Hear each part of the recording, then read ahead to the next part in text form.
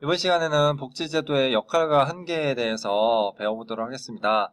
지난번 강의에서 시간이 부족해서 인사도 못하고 끝났어요. 네. 이번 시간에 지난 시간에서 이어서 좀 내용을 연결하는 방식으로 하겠습니다. 복지제도는 이런 역할을 해요. 그래서 개인 수준에서는 이런 역할을 하고요. 사회 수준에서는 이런 역할을 해요. 읽어보면 어려운 부분은 없어요. 중요한 내용은 복지제도의 한계와 극복 방안에 대한 다음 페이지 내용인데요. 여기 이제 자, 복지정책을 많이 시행했어요. 작은 정부로 갔어요. 그랬더니 문제가 생겼어요. 그래서 생산적 복지하게 됐어요.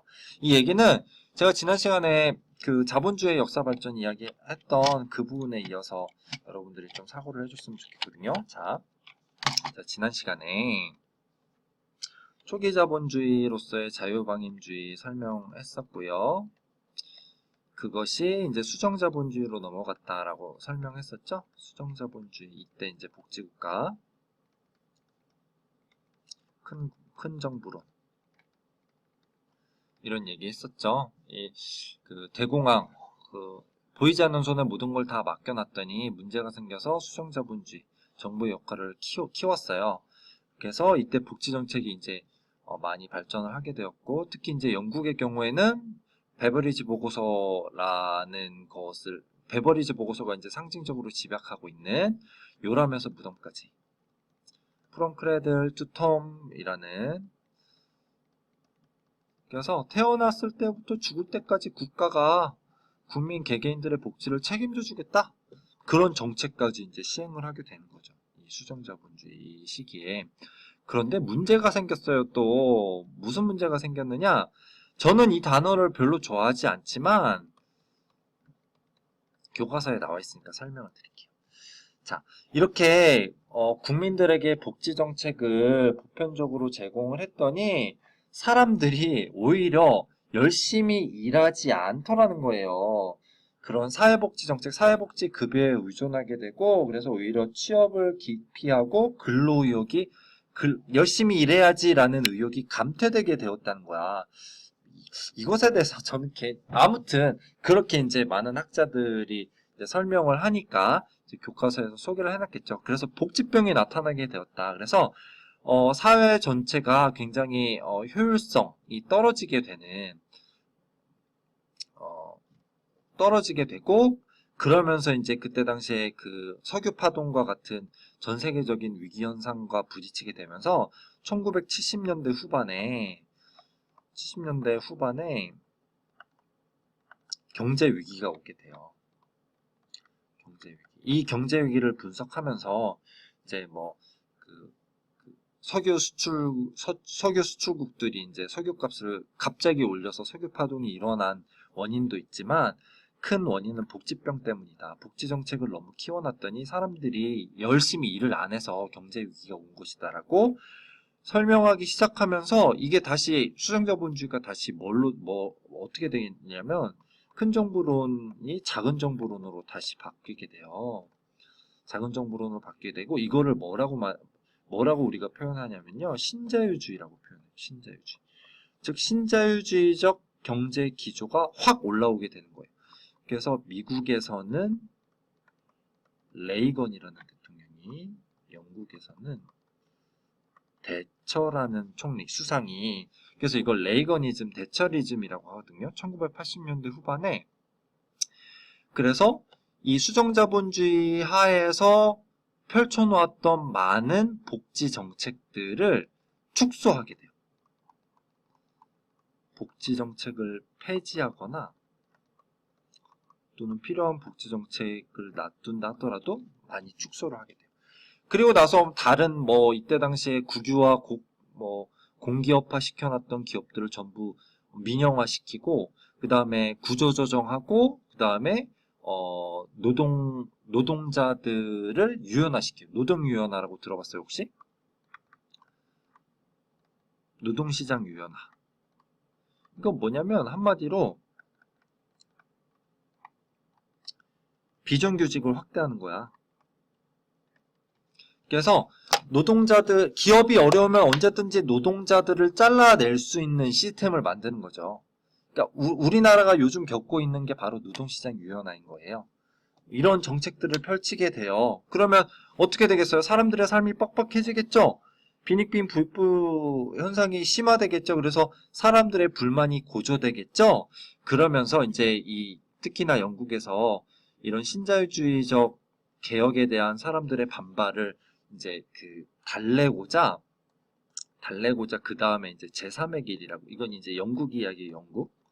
영국에서 제3의 길이라는 기든스라는 경제학자가 나타나서 당시에 이제 그 영국의 그 노동당 정부가 집권을 하게 되거든요. 토니 블레어 총리와 기든스라는 학자가 같이 제3의 길을 주창을 하게 돼요. 그러면서 이때 복지를 무조건 폐지하거나 축소할 것이 아니라 복지를 생산성을 높일 수 있는 것과 합치자. 그러니까 생산성을 높이는 정책과 복지를 합쳐서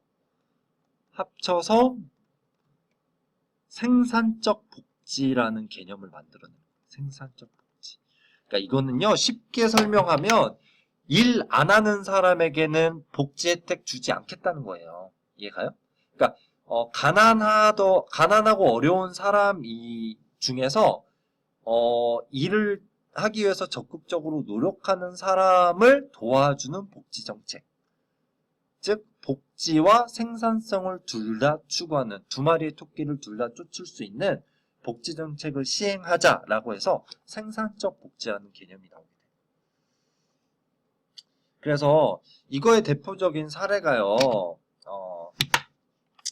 자, 교과서, 우리 지난 시간 교과서 부분 보면요. 몇 페이지냐면 165페이지거든요.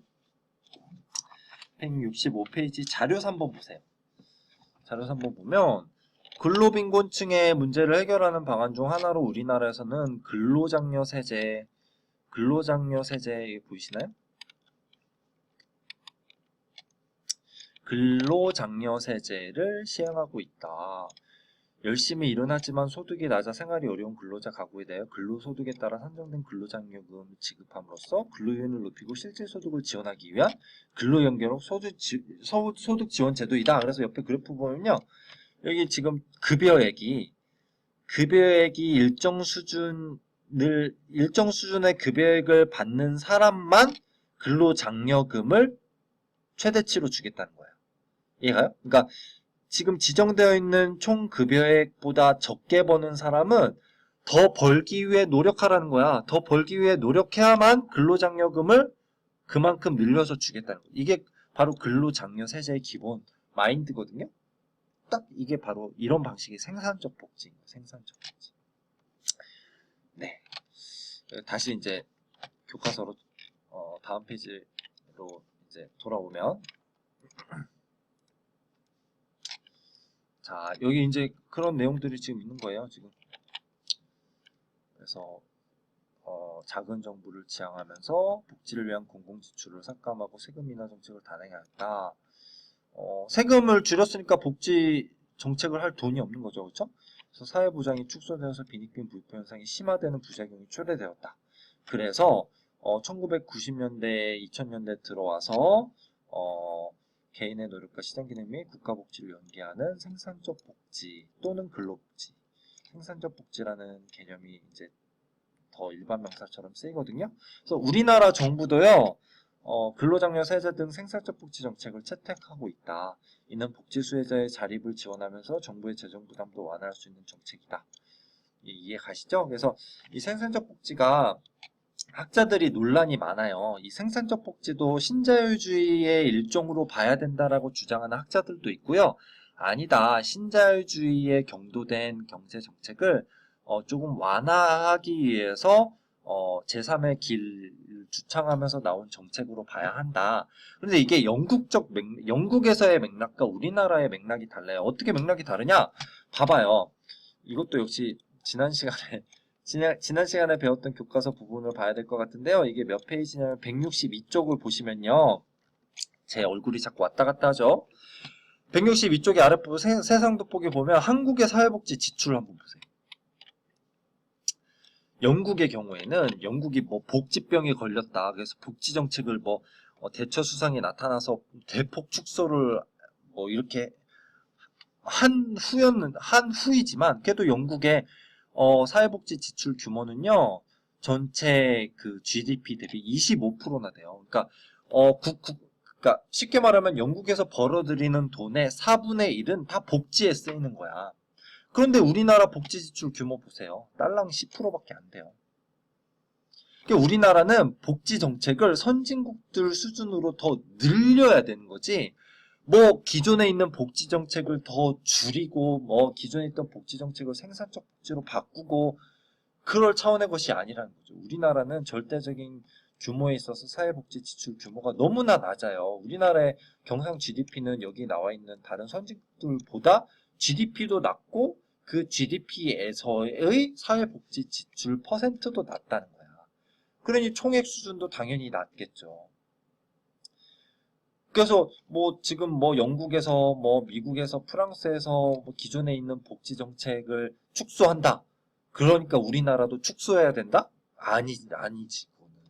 우리나라는 늘려야 되는 거예요. 다른 나라를 쫓아가려면. 그러니까 여러분들이 이거를 충분히 이해하시고 정치인들이 혹시 그런 헛소리를 한다. 지금 선진국들이 복지 정책 축소한다. 그러니 우리도 축소해야 된다라고 하면 이 도표를 그 정치인들의 얼굴에다 딱 들이대고 무슨 소리를 하는 거냐라고 할 수 있어야 돼요. 이해 가시죠?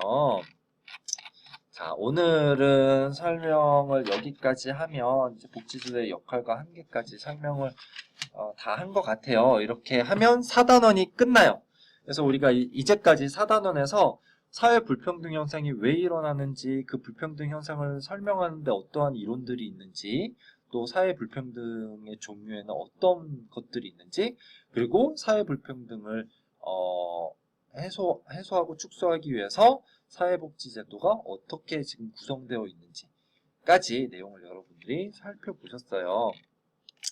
네, 수고하셨고요. 다음 이제 5단원으로 넘어갈게요. 5단원은 일상생활과 사회제도 부분입니다. 4단원 내용 잘 정리하시고 5단원으로 넘어가 주시면 좋겠어요. 오늘 수업 마치겠습니다.